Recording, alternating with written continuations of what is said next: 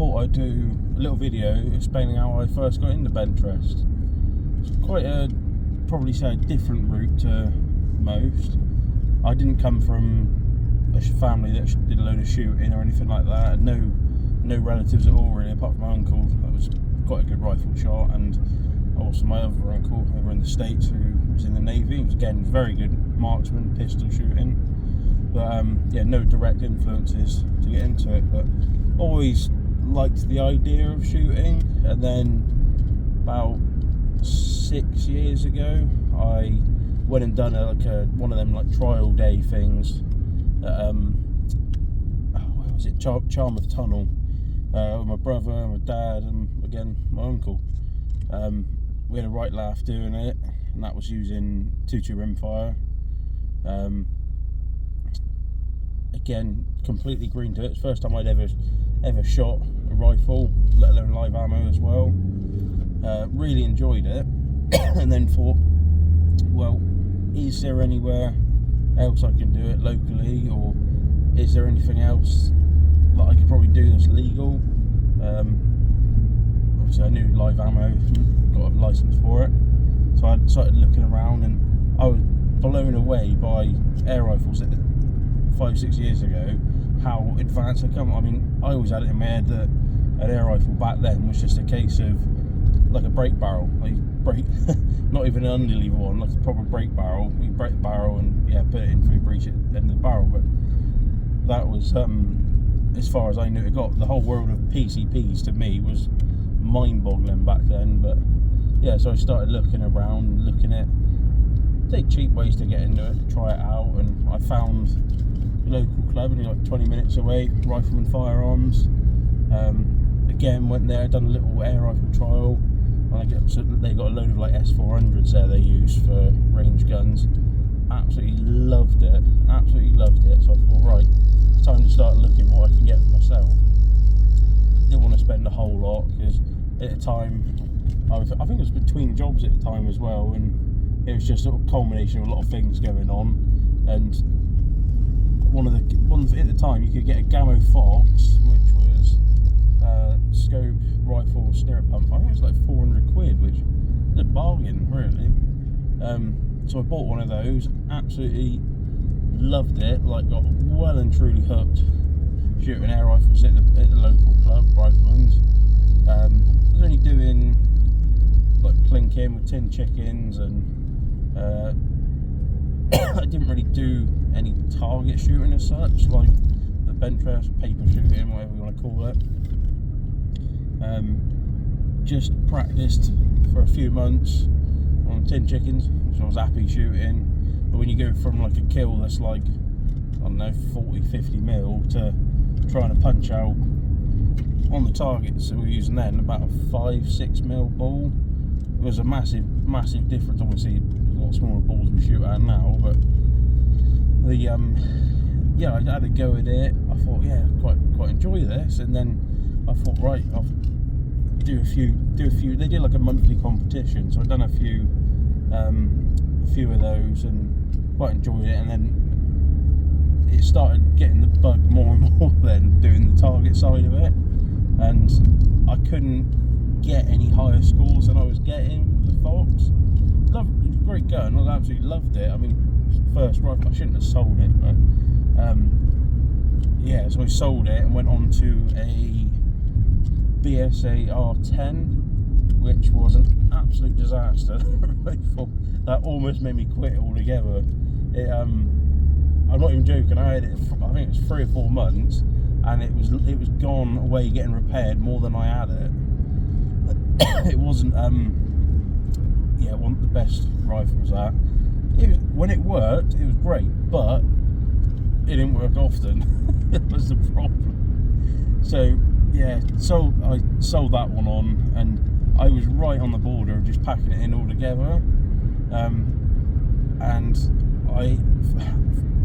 at the time you could get an S400, which I thought, okay, I had to go on the trial thing ages ago with Rifleman's. I thought, oh, I'll get an S400. At the time, 525 quid, bargain.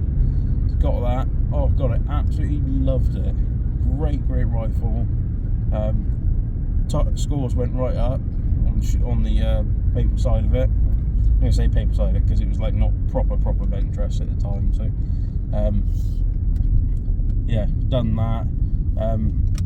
Modified that quite a bit, that one actually. I bought all like the brass bits and bobs for it, better trigger from Rowan Engineering for it.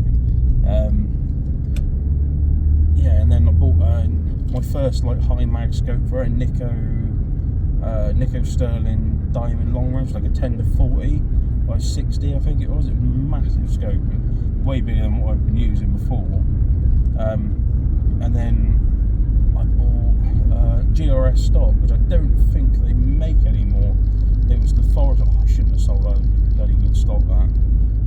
Had that, and then this is where the problems started. I bought more rifles in addition to that one. I bought I think it was a Brocock Bantam HR, and that was more for just messing around, tin chickens and bit of target people shooting with it. It was good. I did like it, but there's a bloody problem with the Brococks. It was filling it up.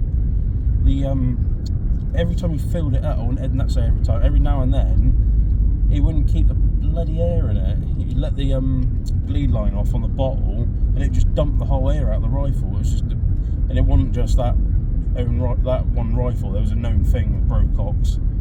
There was a few of them around at the time that were doing it, and this is still like 5-6 years ago. It's like probably 6 months after I first started shooting. But yeah, so this was 2019? Yeah, 2019. And then spent the rest of the year, I say messing around,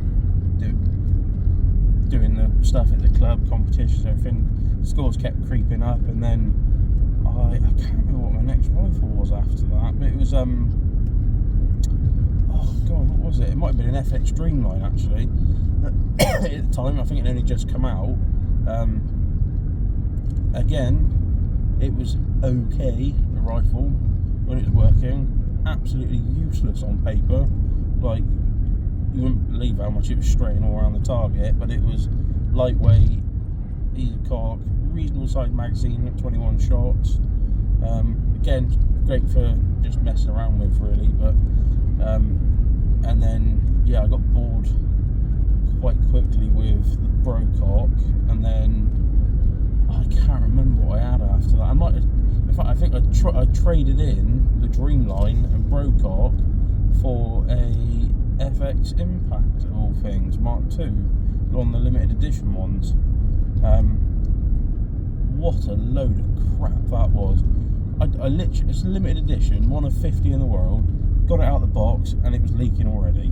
The pressure gauge on the side, the brass had split. Come on, it hadn't even been used. Absolutely ridiculous. But yeah, got that fixed, and do you know what? It was much like the Dreamline. It was okay to use, had a high shot capacity, high mag capacity. We were speed shooting with it every bit now and then, and doing a couple of competitions at the club, speed shooting. Yeah, it was good for that, but I got bored of it. It was just a fancy looking toy that was okay. And then this is where it all started to go. I say started to go downhill. This was right at the end of 2019, and then 2020 happened. So 2020, January 2020, I had an absolute random post I found on Facebook. Someone even part of the group, so I don't know how I seen it. Was a benchrest competition advertised, and this was in Portishead. I thought, okay, that's like an hour and a bit away from me. That's fine. I should go have a go at that. So I joined the Facebook group Benchrest UK, air and rimfire shooting. I thought, right, we'll have a go at that and see what I can do. But I had no like preconceptions that I was going to do well, because I'd never done it before. It was a totally different aspect of shooting to me. Benchrest back then to me was off a bean bag, and maybe had another little bag at the back, but like a squidgy bag.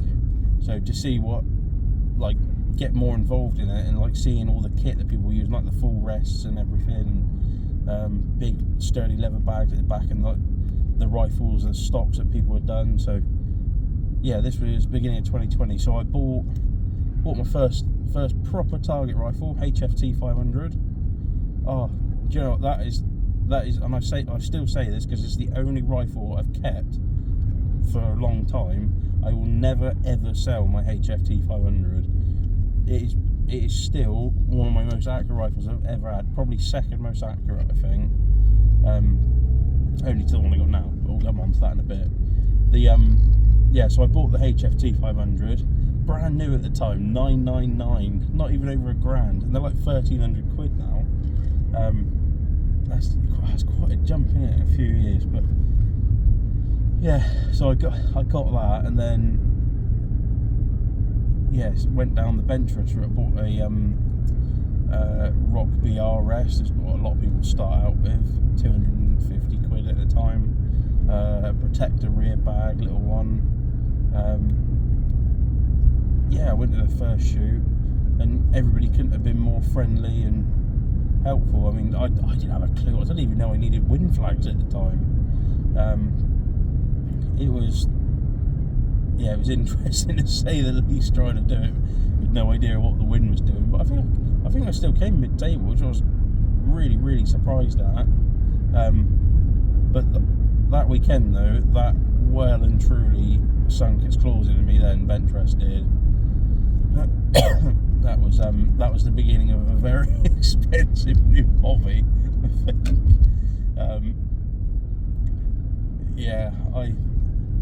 Well and truly got a bug. But yeah, this was the competition at Porters there was in beginning of March, and then come the end of March was when COVID happened. The world stopped pretty much. Benchrest obviously wasn't going to happen because it's all side by side shooting. It couldn't be more than 2 meters apart. So yeah, we had a whole year. I think it was a whole year and no competitions. And of course, the bug was well and truly set in at that point. So I was was gutted. I had to wait another year for a shoot. But in that time, COVID was causing problems. I was off work for a really long time because of it, because I worked for my dad and we couldn't have more than one person in the factory at a time because of the rules they were putting in place and stuff. And I ended up having a lot of time off, and I actually bought a 3D printer in that time. It was only like 20 quid or something at the time. It was just a tiny little one, just to see if I could do it, have a bit of fun. Always wanted one. I thought, right, that'll do.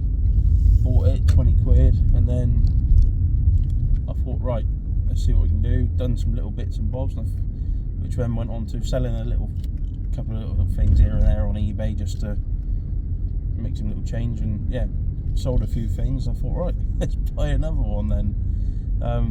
And then up to 2, doing some more things.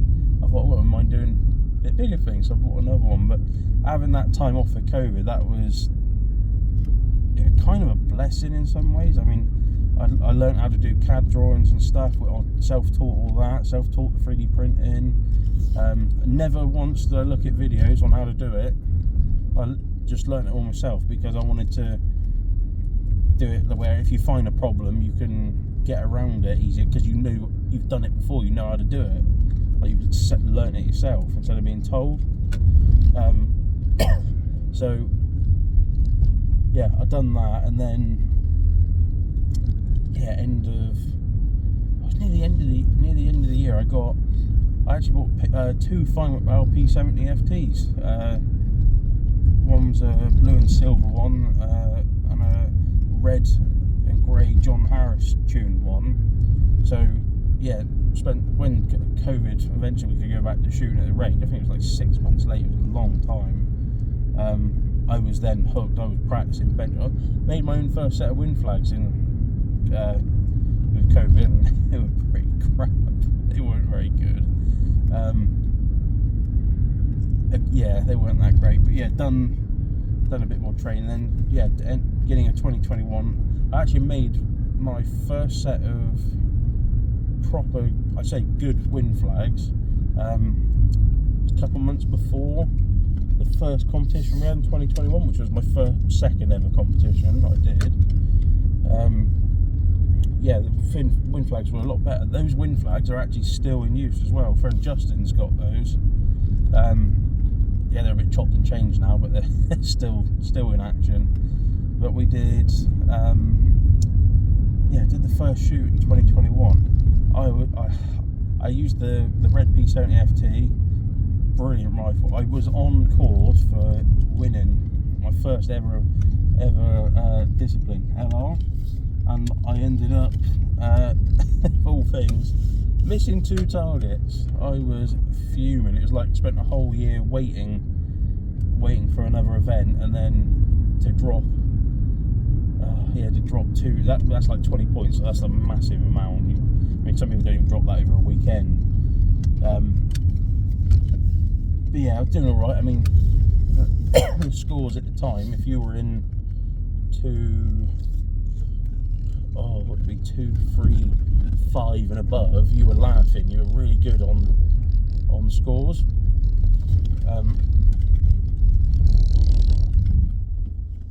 But yeah, 2, 3, 5, you were laughing at that kind of score. You would have been right near the top of the table. But the what was it? So yeah, the first event was okay. I knew what I was doing in the off season was working. Second event of the year, so I think it was like August, I want to say, in 2021. I felt good when we were shooting going into the weekend, and then yeah, first one was at the time LV. I won't even call it LR like it is now. LV. I think I was first then by quite a bit. The weather wasn't very good, and I just seemed to have. I've always really liked that range of Cleveland because it's fast changing and everything. It just seemed to suit me with the bad winds and such. But yeah, I came first then. I think I was second HV by like a couple of points. It was really close, and like first overall, and that was like mind blowing to me because that was like third event and I've ever done benchrest, and I came first, which was like, yeah, absolutely mind blowing. But I was happy with that. And then we had the next shoot in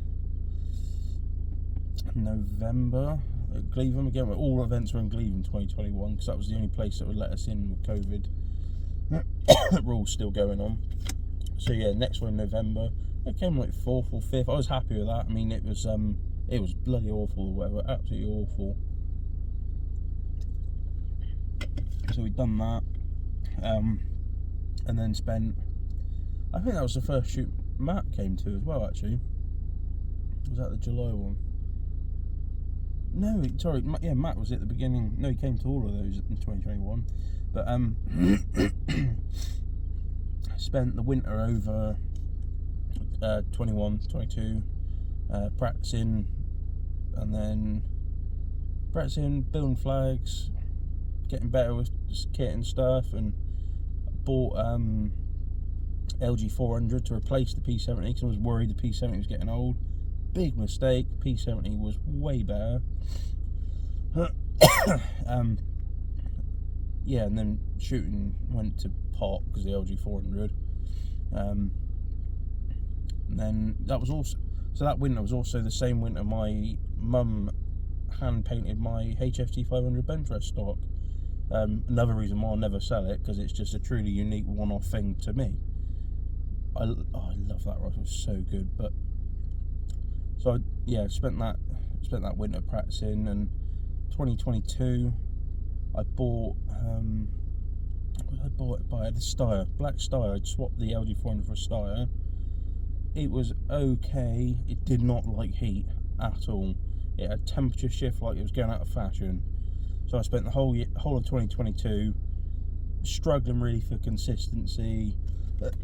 I had a couple shoots where I was like 4th, no medals or anything like that. 3D printing stuff that was going on in the background, that just went mental.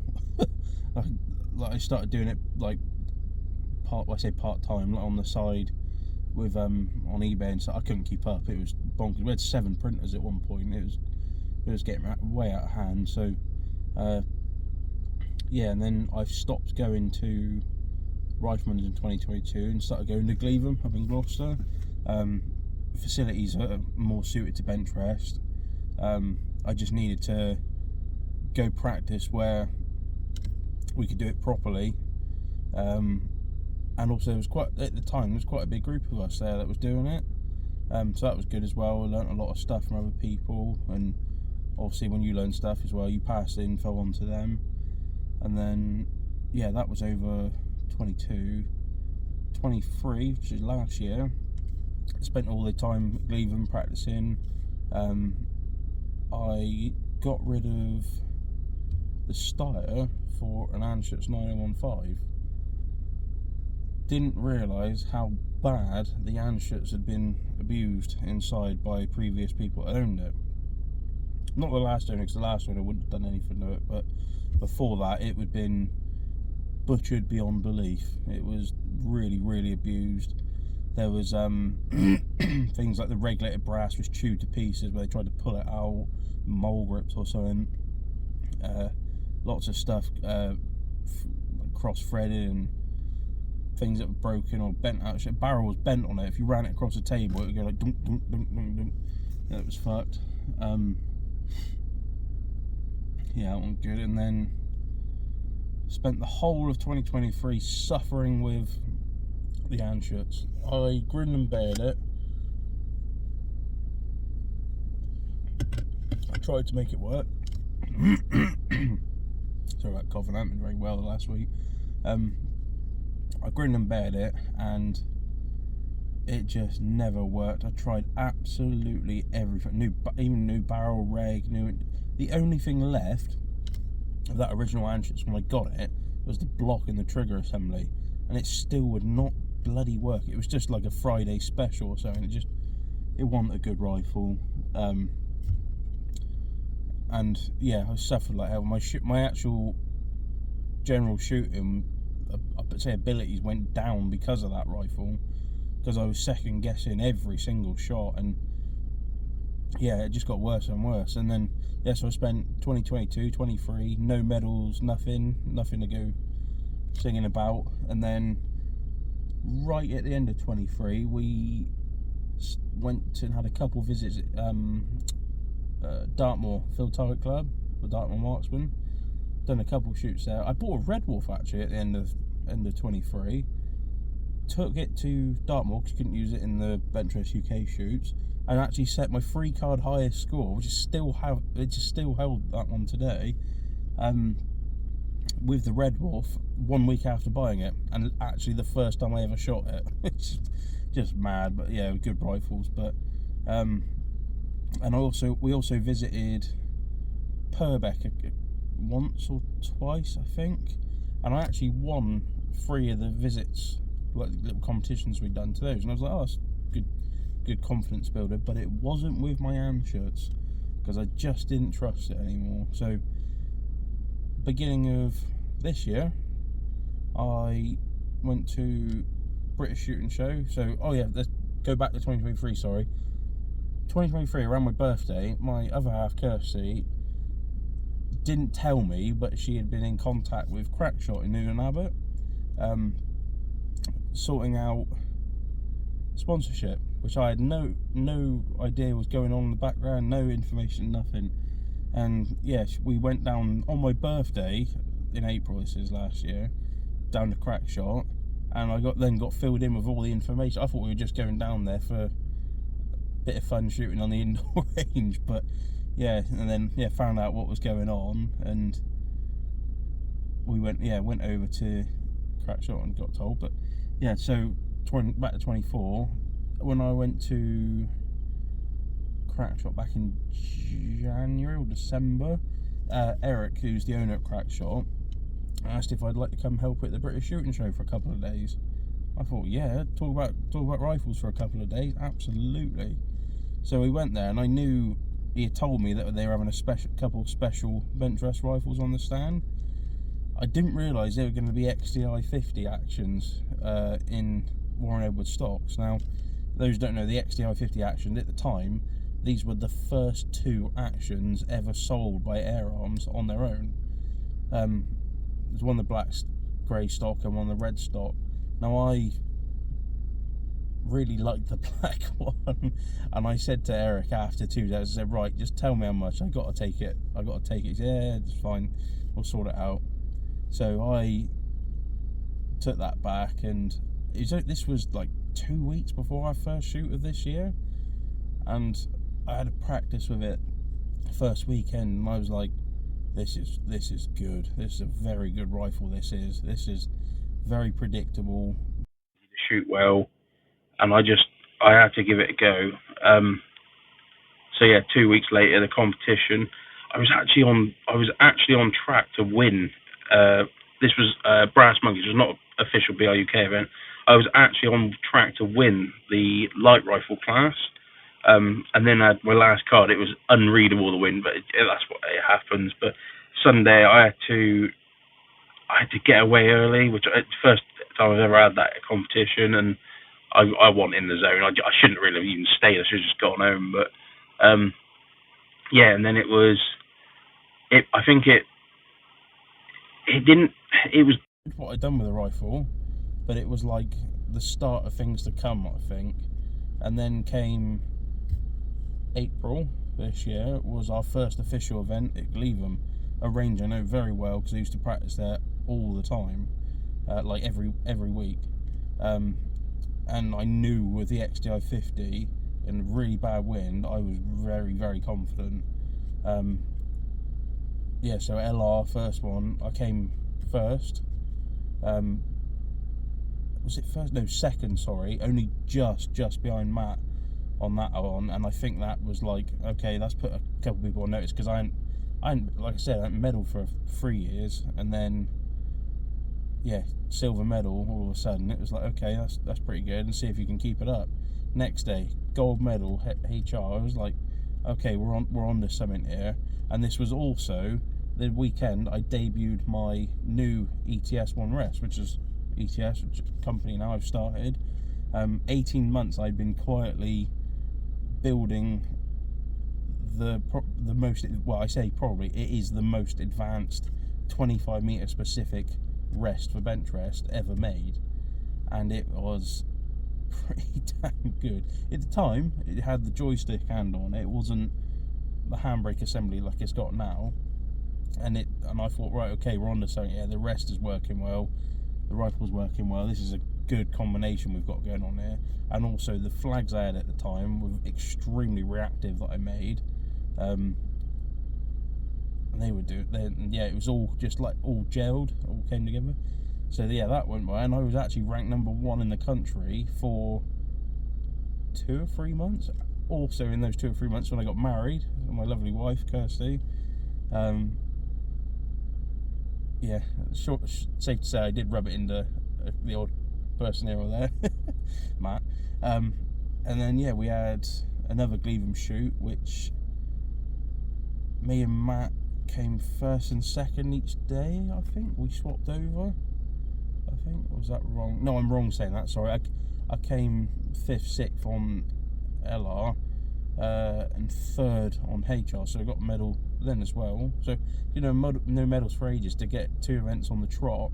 And then we had what was the next one? Portishead, famously not a good range for me. And I actually managed to get gold in LR, which I was so surprised at. And then the Sunday, the wind, like at this range you need a bit of wind to get a read on it, but it was just doing nothing. And literally, when I say nothing, the tails weren't moving, the ribbon wasn't moving, didn't have a chance. So I yeah, I struggled on that one, so I ended up like 6th, 7th, something like that. And then yeah, but so they're doing this overall rankings this year, and I'm currently sat 3rd and only just behind 2nd place. Matt's like 10 points ahead of that, but We're in quite a safe point at the moment because it's qualifying this year for World Cup in Finland. But yeah, it's been going pretty well. It's all interesting, from starting off at an interest to having now a company making accessories and parts related to this sport, and then obviously like all the people I've met, the companies I've dealt with, and everything. It's been a journey, that's for sure. But yeah, I hope that's a interesting little look into how I got into benchrest. But if you ever got any questions or want to know any info about how I went about doing certain things, and just ask. But okay, cheers guys.